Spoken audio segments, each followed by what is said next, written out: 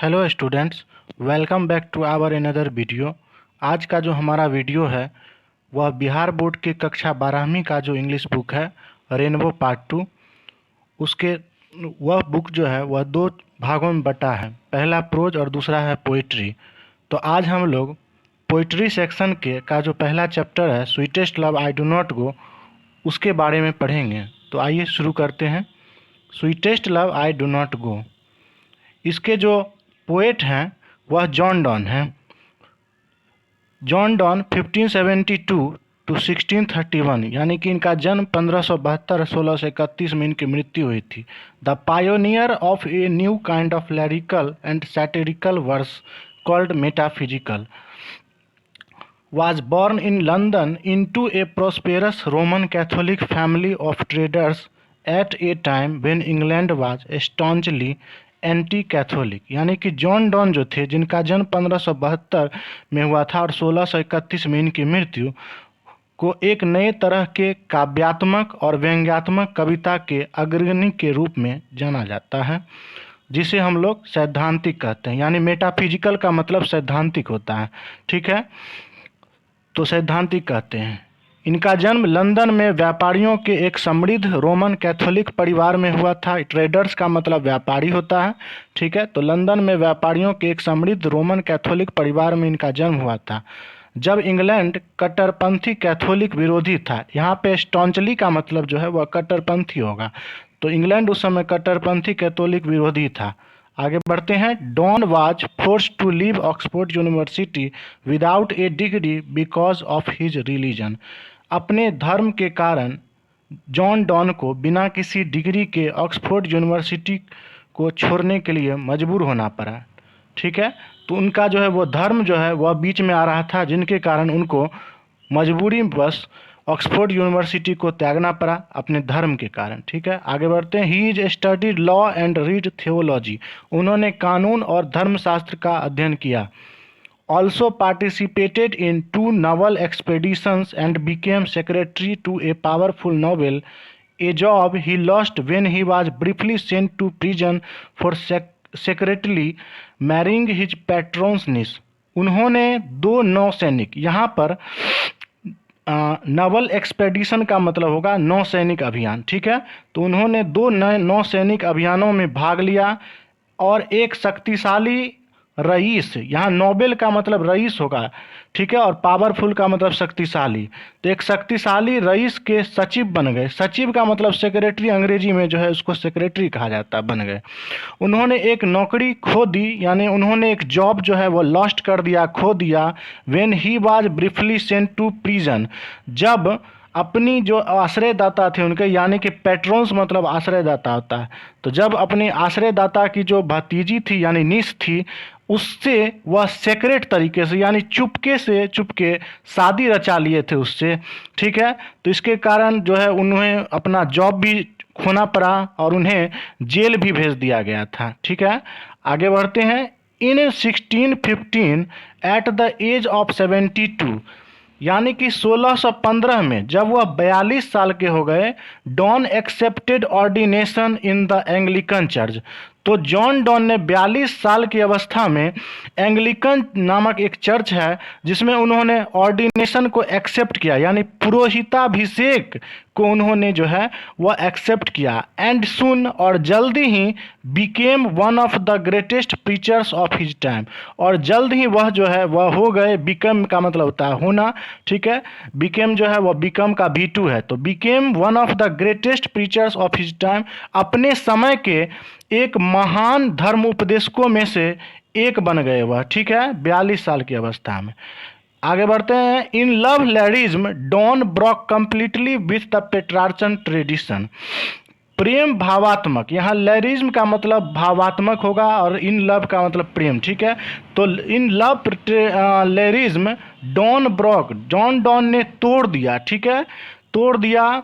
Petrarchan tradition को तोड़ दिया, यानी कि पेट्रार्चन का मतलब होता है इटालियन कवियों द्वारा रचित 14 लाइन की जो कविताएं लिखी जाती थी, तो उसे पेट्रार्चन ट्रेडिशन कहा जाता था। तो वो जो पेट्रार्चन ट्रेडिशन था, परंपरा थी, उसे जो है उन्होंने तोड़ दिया, कंप्लीट यानी पूरी तरीके से उसे नष्ट कर दिया, तोड़ दिया। Introducing an intellectual and colloquial tone, और एक बौद्धिक और बोलचाल संबंधी सुर से परिचय कराए, यानी लोगों के सामने जो है वह एक बोलचाल और बौद्धिक जो संबंधी सुर लेके आए वे।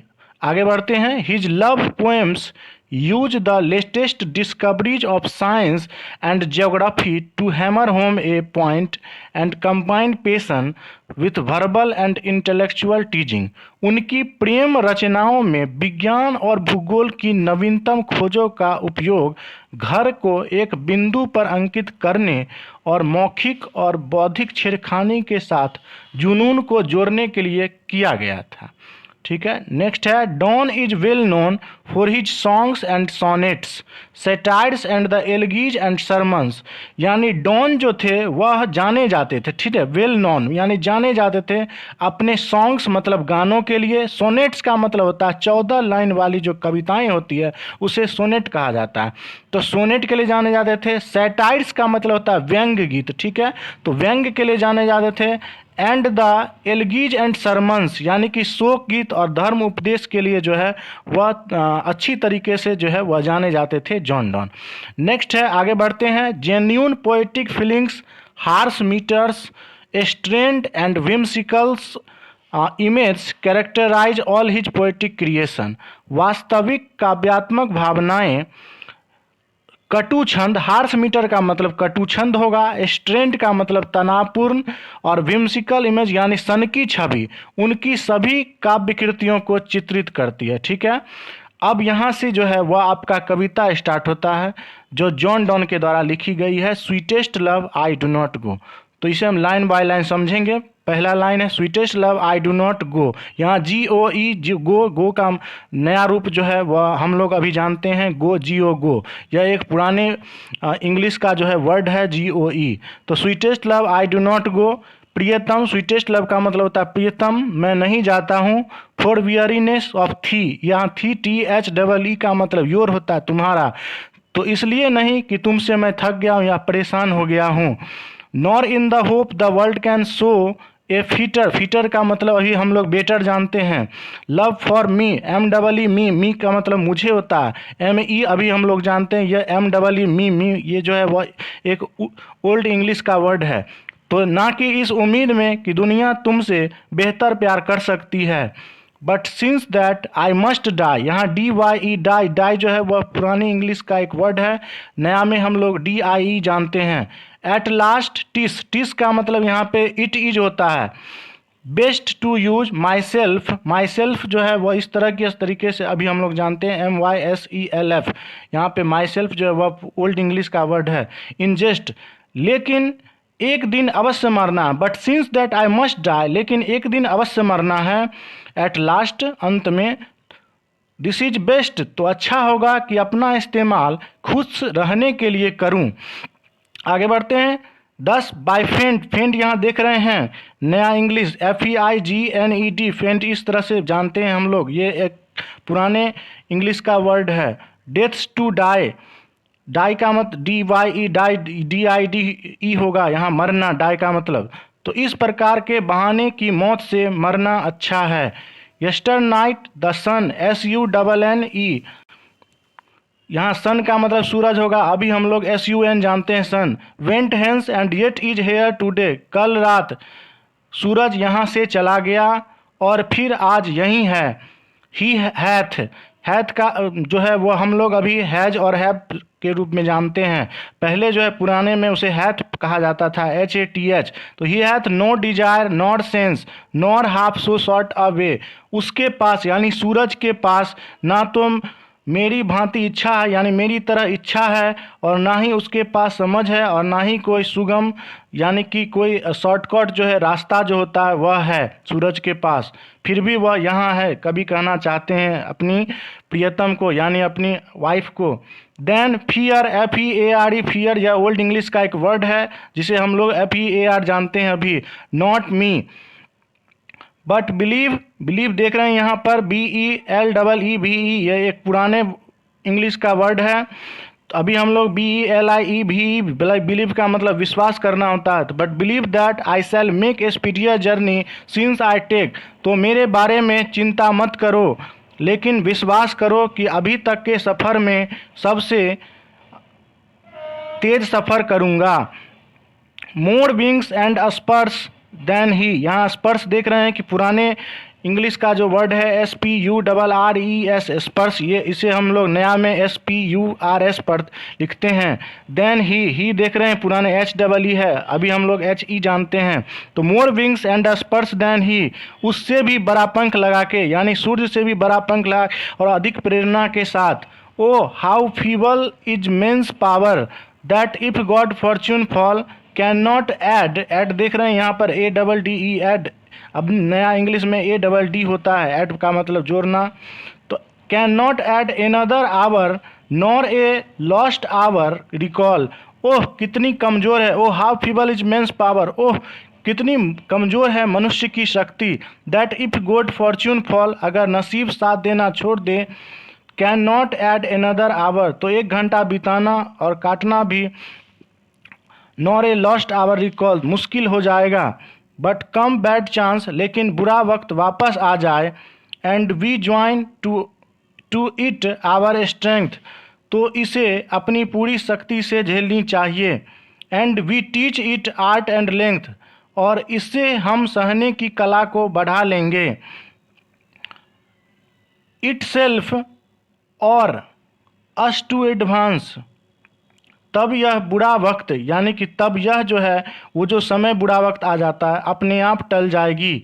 व्हेन दो का मतलब यू होता है, साइस्ट यहाँ देख रहे हैं आहें भरना, thou sigh'st not wind but sigh'st my soul away, जब तुम आहें भरती हो, साइस्ट का मतलब मैंने पहले ही बताया कि आहें भरना होता है, तो जब तुम आहें भरती हो, अपनी पत्नी से कह रहे हैं लेखक, जब तुम आहें भरती हो तो उस आह में हवा नहीं मेरी आत्मा खींच लेती हो। When thou weepst unkindly kind, my life's blood doth decay, जब तुम रोती हो, when thou weepst, जब तुम रोती हो, unkindly kind, खुशी में गम में, my life's blood doth decay, तो मेरे खून का कण नाश हो जाता है। It cannot be that thou lovest me as thou sayest, यह नहीं हो सकता, इट कैन नॉट बी, यह नहीं हो सकता, दैट दो लव्स्ट मी, कि तुम मुझसे प्यार करती हो, एज दो सेस्ट, जैसा कि तुम कहती हो, if in thine my life thou waste, तुम्हारे साथ अपनी ज़िंदगी बर्बाद करूं, thou art the best of me, तुम बताओ मेरे लिए यह बेहतर होगा।